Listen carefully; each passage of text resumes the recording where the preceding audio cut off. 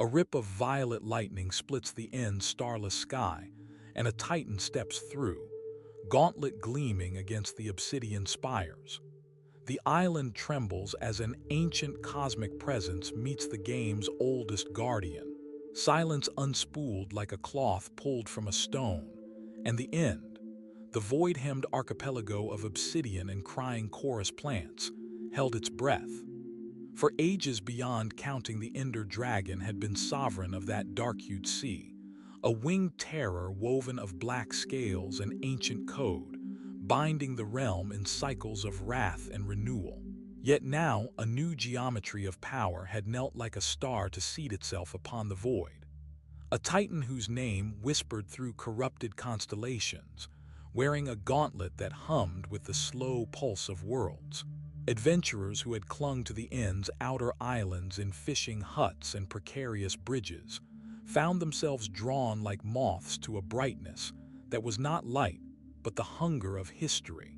They watched from scabbed rafters and crumbling stairways as the Titan walked, footfalls that did not shatter but rearranged the geometry of air, as if the world obeyed him like an ancient command. Armor plates like folded continents clung to him. His skin was the dull hue of distant moons, his eyes were coals set in a face carved of will. On his fist, the gauntlet burned with stones that were not merely jewels but sovereigns. A red spark like a sun, a purple wound that swallowed light, a green breath that tasted of wild forests turned to emerald moonlight. He was not a lone dot from the obsidian spires the Ender Dragon rose, a cathedral of wings unfolding, eyes like pale moons ringed with the same distant hunger that had birthed the void. Its great jaws opened, unmaking the air with a sound like pillars splitting, and a storm of purple fire curled from its throat, the ancient breath that had felled countless heroes and shuttered entire civilizations in block and code. The dragon's wings beat the end bent to their shadow like a ship to a storm. Chorus trees clung to the rifts and the chorus fruit trembled, their song a thin, high keening that braided with the Titan's boots. He spoke. If what he made was speech, it could have been a decree, a rumble, a turning of tectonic vowels, and the gauntlet's stones flared. The red stone burned like an angry dawn, and set the dragon's fire to tremor. The purple swallowed a portion of the void, and made the wind hesitate. The green eased the Titan's step, so the ground rose to meet him like a green path. A ring of obsidian cracked and rearranged, rising into pillars that circled the Titan as if to crown him. Endermen watched from the dark, their tall heads cocked, their eyes like pinpricks of truth. He lifted his gauntlet. The stones hummed and a hush settled like snowfall across the broken islands. The dragon hissed, a long vibration that translated into memory and hunger. Its wings slashed the air, but the bolts it tore from the void seemed to waver, dissipating like smoke when they neared the Titan's field. In the shadow of that presence, animals and mobs and players felt the rules bend. Creepers, who had never held still beneath the end sky, froze like statues. A skeleton lowered its bow, as if moved by an invisible hand. Among the gathered was one whose heart carried the memory of many worlds. A player named Elian, who had come to the end thrice before, with iron will and diamond blade, whose skin bore the marks of 1,000 nights. Elian had expected the dragon, expected the ritual and the flight, the weeping of chorus flowers and the clatter of shulker shells. He had not expected a Titan to stride through the void with an arm like a setting sun. Around him, smaller players formed a rough circle, scouts and arcanists, a man whose skin flickered with potion effects, a woman sheathed in enchanted leather, their inventories trembling in their imaginations. They whispered plans like prayers. Elian heard none of their voices. He only watched the Titan, measuring him by the old rules a player kept in their bones. The dragon descended, and the first collision of wills came like an earthquake that did not break stone but shifted its meaning. It launched a torrent of purple breath. The Titan's gauntlet responded by drawing the light into a sphere between palm and world. The breath collapsed upon itself, a miniature nebula that unmade its heat and scattered like glass beads across the end. Players cheered, a raw human noise, because even legend could be felled if a hand could fold the air. But the dragon was older than cheers. It rose, and its tail lashed, and a shower of obsidian shards whistled like a broken comet. One shard struck the Titan's shoulder with a sound like 100 anvils. For a heartbeat, the gauntlet flickered, and the green stone pulsed, as if remembering the forests from which it once drank. He did not bleed. Blood in the end was a concept older players spoke of like myth, but he adjusted his stance, and from his other gauntlet fingers something unfolded, a lattice of light that fell upon the dragon's wing like a net. The dragon thrashed. For a moment, one wing, pinned by the lattice, beat and tore at the air but could not free itself.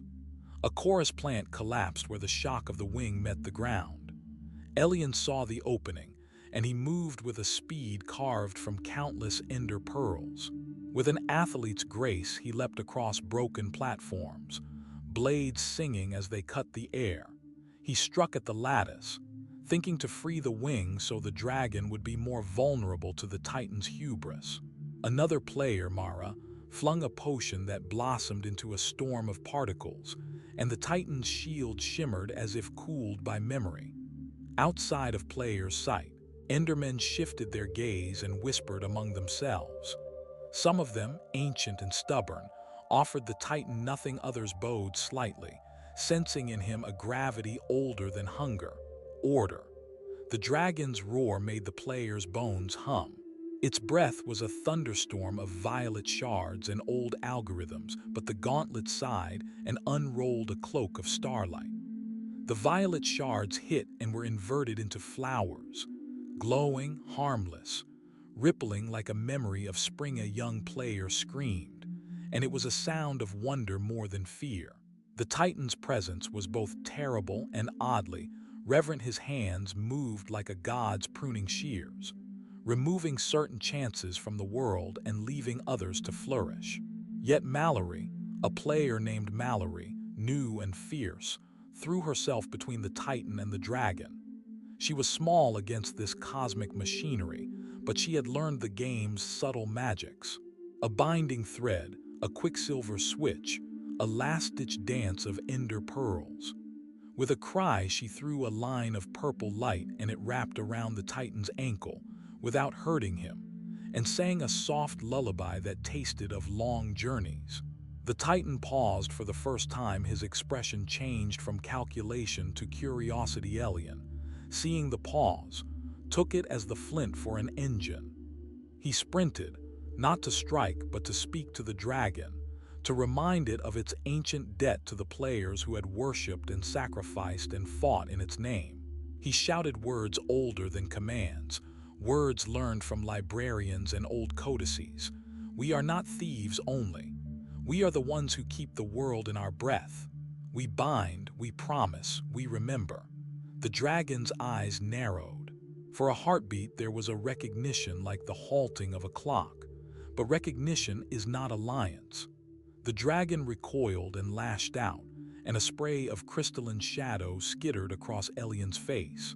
His vision fragmented, yet he held firm, chanting the old covenant lines until his voice was gravel and fire.